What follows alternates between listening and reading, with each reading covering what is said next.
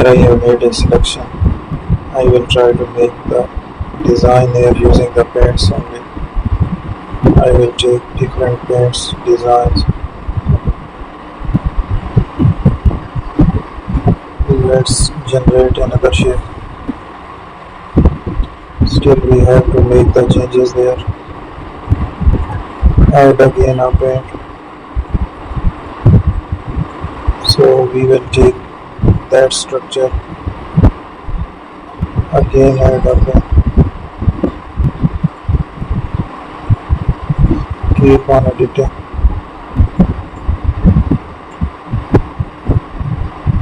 So we will use the designs here.